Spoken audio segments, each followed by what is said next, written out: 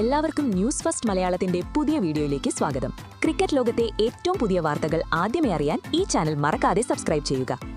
India-New Zealand മൂന്നാം മത്സരം India തോറ്റത് കളി മറന്നതുകൊണ്ടല്ല, മറിച്ച് അമ്പയറുടെ നഗ്നമായ കള്ളക്കളി ഒന്നുകൊണ്ട് മാത്രമാണെന്ന് നിങ്ങൾ വിശ്വസിക്കുന്നുണ്ടോ? എങ്കിൽ ഈ വീഡിയോ പൂർണ്ണമായും കാണുക. ഈ വീഡിയോ നിങ്ങൾക്കുള്ളതാണ്. ഇൻഡോർ സ്റ്റേഡിയത്തിൽ നടന്നത് വെറുമൊരു തോൽവിയല്ല, ക്രിക്കറ്റ് ലോകത്തെ ആകെ പിടിച്ചുലച്ച വലിയൊരു ചതിയുടെയും ഒപ്പം കണ്ണ് നനയിക്കുന്ന സ്നേഹത്തിന്റെയും കഥയാണ്.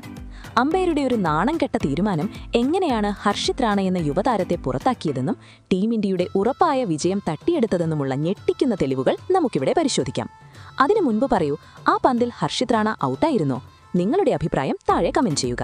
ഇന്ത്യയും ന്യൂസിലൻഡും തമ്മിലുള്ള മൂന്നാം ഏകദിനം അവസാനിച്ചത് ഒരു വലിയ വിവാദത്തോടെയാണ്.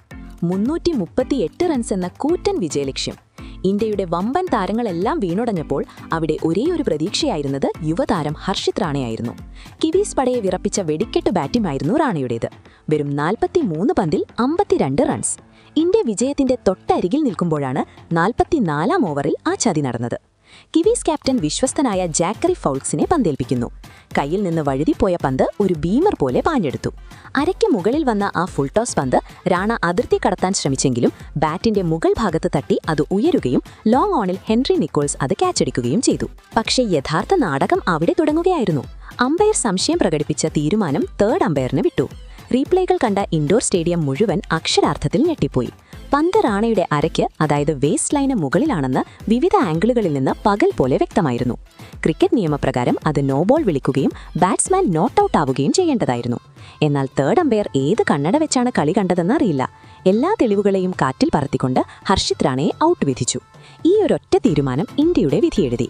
ആ പന്ത് നോബോൾ ആയിരുന്നെങ്കിൽ റാണ പുറത്താകില്ലെന്ന് മാത്രമല്ല, ഇന്ത്യയ്ക്കൊരു ഫ്രീ ഹിറ്റും ലഭിക്കുമായിരുന്നു. നിരാശനായി തലകുനിച്ച് മടങ്ങുന്ന റാണയുടെ മുഖം ഇന്ത്യൻ ആരാധകരുടെ നെഞ്ചിലെ നീറ്റലായി മാറി. സാങ്കേതികവിദ്യ ഇത്രയും വളർന്ന കാലത്തും അമ്പയർമാർക്ക് എങ്ങനെ ഇത്ര വലിയ പിഴവ് സംഭവിക്കുന്നു? ഇത് ന്യൂസിലൻഡിനെ ജയിപ്പിക്കാൻ നടത്തിയ ഒത്തുകളിയാണോ? അതാണ് ആരാധകർ ഉറ്റുനോക്കുന്നത്. എന്നാൽ മത്സരശേഷം നടന്നത് അതിലും വലിയൊരു ട്വിസ്റ്റായിരുന്നു. കളിയിലെ താരമായി മാൻ ഓഫ് ദ സീരീസ് പുരസ്കാരം ലഭിച്ചത് ന്യൂസിലൻഡ് താരം ഡാരൽ മിച്ചലിനായിരുന്നു. എന്നാൽ പുരസ്കാര വേദിയിൽ മിച്ചൽ ചെയ്തത് കണ്ട് ഇന്ത്യൻ താരങ്ങൾ പോലും സ്തംഭിച്ചുപോയി.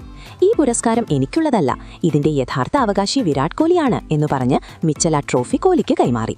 കോഹ്ലിയുടെ 54-ാം സെഞ്ചുറിയും വിക്കറ്റുകൾ വീഴുമ്പോഴും അദ്ദേഹം കാണിച്ച സമാനതകളില്ലാത്ത പോരാട്ടവീര്യവുമാണ് യഥാർത്ഥ വിജയമെന്ന് മിച്ചൽ തുറന്നു പറഞ്ഞു. കോഹ്ലിയെപ്പോലെ ഒരു ഇതിഹാസം ഒറ്റയ്ക്ക് പൊരുതുന്നത് കണ്ടപ്പോൾ ബഹുമാനം കൊണ്ട് എന്റെ തല കുനിഞ്ഞുപോയി. എനിക്ക് കിട്ടിയ ട്രോഫിയേക്കാൾ വലുതാണ് കോഹ്ലിയുടെ ഇന്നത്തെ ഇന്നിംഗ്സ് എന്ന് മിച്ചൽ വികാരാധീനനായി. മാത്രമല്ല, ആദരവ് പ്രകടിപ്പിക്കാൻ മിച്ചൽ ചെയ്ത അടുത്ത പ്രവൃത്തിയാണ് ഏവരെയും അമ്പരിപ്പിച്ചത്.